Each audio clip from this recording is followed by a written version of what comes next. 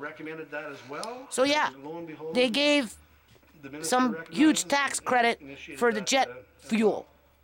I guess that's Also to extending fly some in training tax more credits, people from other countries which encourages to fill in the gap. employers and workers to get involved in the apprenticeship programs. And I can tell you, I do own a small electrical instrumentation company. We employ about 20 people. And out of those 20 people, we have on average 6 or 7 apprentices all the time. So I can talk to you about it in real terms. I don't have to tell you something about somebody. My nonprofit was built on creating jobs. Okay, but you know, the thing is, I'm a little white woman that half the time looks like a kid. Okay, you know, I'm only 105 pounds, so if you put me up next to a guy that's 200 pounds, 240 pounds, even 180 pounds, you know, at 5'10", 6 foot, you know, you know what that makes me look like, right? It makes me look like a kid, right?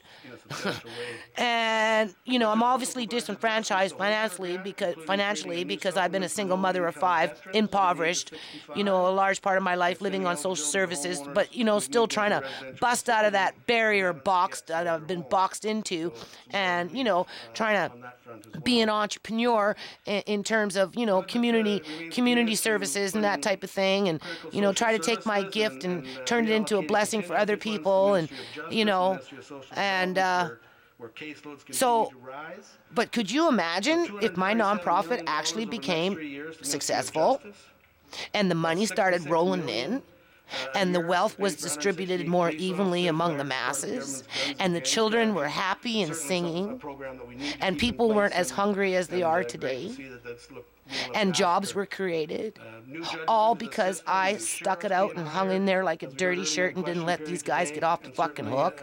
Could you imagine? What a comparison. That would be where one person can really make a difference in the world. The one part about the whole thing is, you know, when I look into a justice system that you not some government that's partnered up with some major corporation that is a chronic polluter to the environment so they can dig up minerals and create nuclear reactor plants so that they can flush their garbage out into the ocean and say business as usual. That's how we make a difference because it boosts the economy. You know, take that and compare that to me where, you know, I'm trying to boost up and again, the government has looked at my environment and the people that live in my environment, and certainly, you know, in terms of the province. I went out and I had an opportunity to. But yeah, could you imagine money come rolling in, $3 a pop, not asking for very much, you know, just based on the principle of goodwill? Boy, it would really put those guys into place now, wouldn't it? And all without a paycheck. And I'm not going to get no retirement plan. I'm glad that we did that.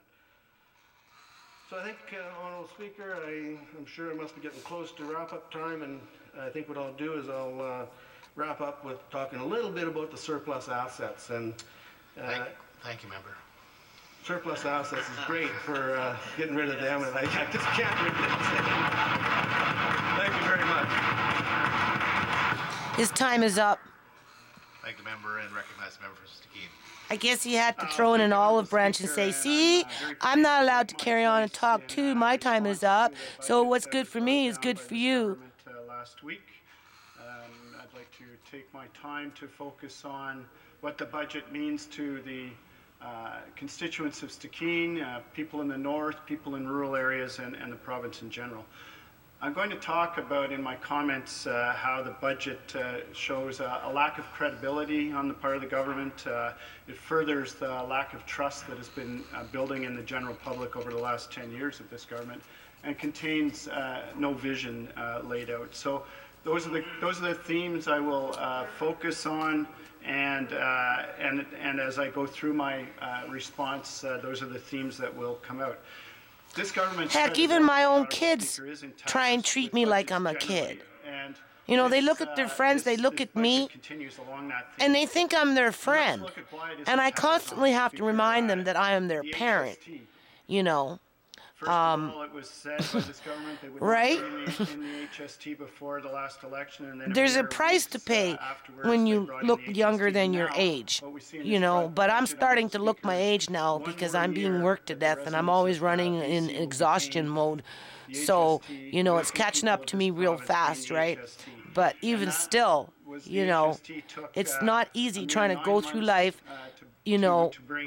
when people don't take you serious and they don't even see you as an adult, never mind one with some intelligence, right?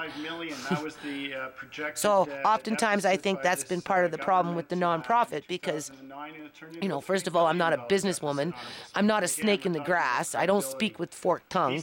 That's not to say everything I say is correct, but, I'm willing to learn and, and correct the misinformation, right?